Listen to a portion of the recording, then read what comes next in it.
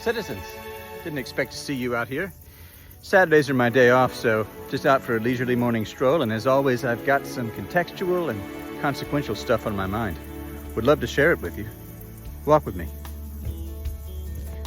Maybe if you've been watching these videos and listening to me yammer on about repression and buried emotions all the time, you've been thinking to yourself, me, what does this have to do with my life or my suffering? Well, you'd probably be surprised at how much. But in order to find out, there's the very necessary step that most of us have to take of connecting our particular form of suffering to emotional repression. After all, our thoughts and beliefs are what keep us suffering, but more importantly, emotionally repressed. So, in order to reverse our emotional repression and end our suffering, we have to challenge what we're deeply believing in order to gain access to what's buried. For instance, if I believe I have a duty to codependently save and rescue people, which I have had, I would say to myself, I don't have to save or rescue anyone. And I would look in the body and see if there's any kind of disagreement, like a contraction or tightness or discomfort. If I do, then I can be assured that that's precisely where my repression and buried emotions live. And now I know exactly what to do with the rest of my repression inquiry work. So with that in mind, I present to you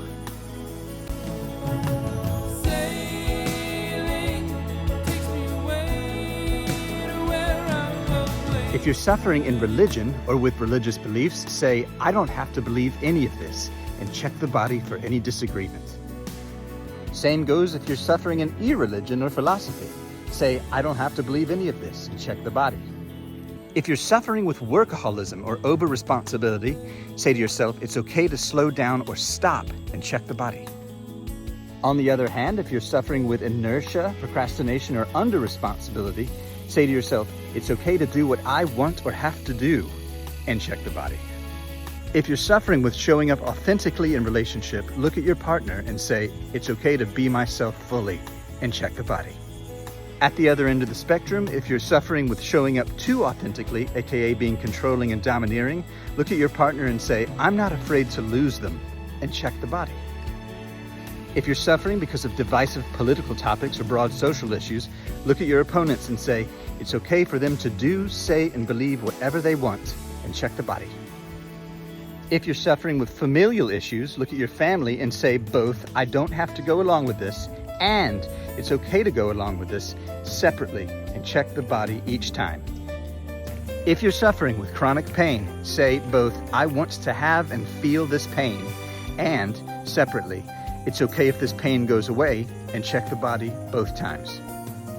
If you're suffering with addiction or in recovery, say, I don't have to drink, use, or act out, and it's okay to drink, use, or act out.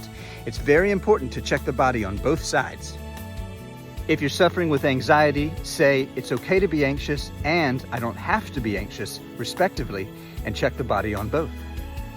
If you're suffering with depression, say, I'm not depressed, and I don't need to be depressed, respectively, and check the body on both. If you're suffering in general and can't stand it anymore, say, it's okay to suffer, and check the body. And if you're suffering and don't know why, say, I don't get anything out of this suffering, and check the body. In each case, you'll notice that challenging the core belief and checking the body is essential. This is because we want to get to the root of suffering, buried emotions, in order to end it.